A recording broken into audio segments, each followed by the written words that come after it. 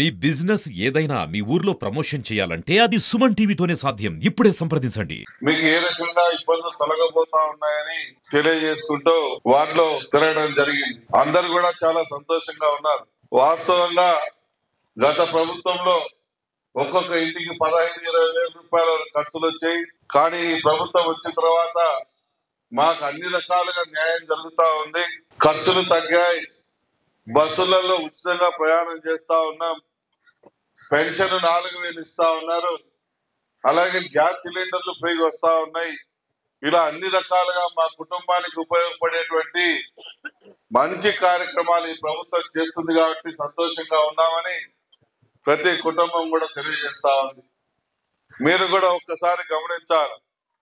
ఏ ప్రభుత్వం పనిచేసింది, ఏ ప్రభుత్వ పాలనలో మీరు సంరక్షణగా ఉన్నారు, ఏ ప్రభుత్వ పాలనలో మీరు సంతోషంగా ఉన్నారనేది కూడా మీరు ఆలోచన చేయాలి.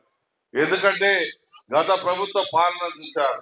2014 ప్రాంతంలో తెలుగుదేశం ప్రభుత్వ పాలన చూశారు. 19-24 కాలంలో వాళ్ళ పాలన చూశారు. ఆ పాలనకి ఈ పాలనకి ఏ రకంగా వ్యత్యాసం ఉందో మీరు గమనించారు. అందుకనే మొట్టెక్కాయలు వేసి 19-24లో కూటమి ప్రభుత్వానికి మీరు అధికారం ఇచ్చారు. అధికారం ఇచ్చిన తడవుగా ఎక్కడ కూడా అహంకారానికి పోకుండా పేదవాడిని సంతోషంగా ఉంచాలన్న ఒక లక్ష్యంతో ఈ ప్రభుత్వం పనిచేస్తుందా లేదా అనేది మీరు కూడా గమనించారు. గంజాయి బ్యాచ్ తోటి మాకు తలకాయ నొప్పింది.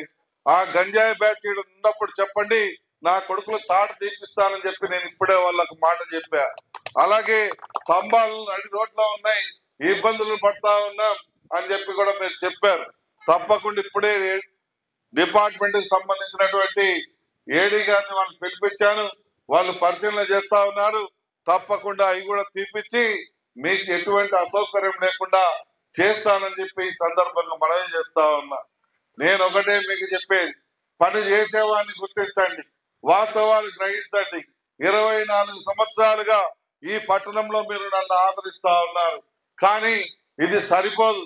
ఇంకా పూర్తి స్థాయిలో మీ సైడ్ నుంచి ఆదరణ అనేది నాకు వస్తే ఇంకా బ్రహ్మాండమైనటువంటి కార్యక్రమాలు చేసేదానికి శ్రీకారం చుడతానని, ఒక ఊపు వస్తుందని, ఒక ధైర్యం వస్తుందని చెప్పి కూడా ఈ సందర్భంగా మనవి చేస్తా ఉన్నా.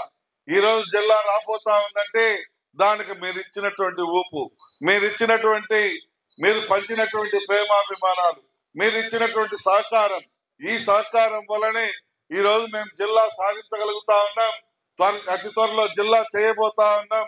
మన యొక్క ప్రాంతంలో ఉన్నటువంటి నిరుపేదల కుటుంబాల జీవితాల్లో వెలుగులు నింపబోతా ఉన్నామని చెప్పి కూడా ఈ సందర్భంగా మీ అందరికి మనవి చేస్తాం. రాష్ట్రంలో 4 లక్షల మందికి 4,95,000 మందికి ఉద్యోగాలు ఇప్పించారు.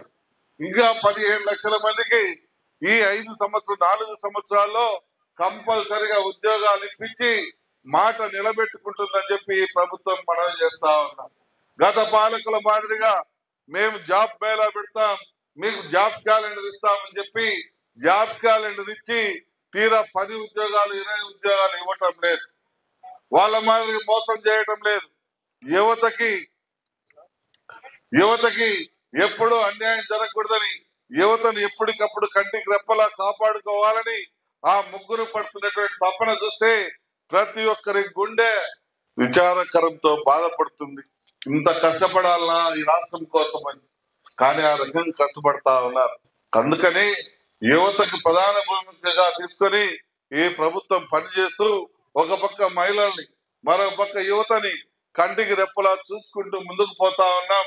దానికి మీ అందరి సంపూర్ణ మద్దతు కావాలని తెలియజేస్తా.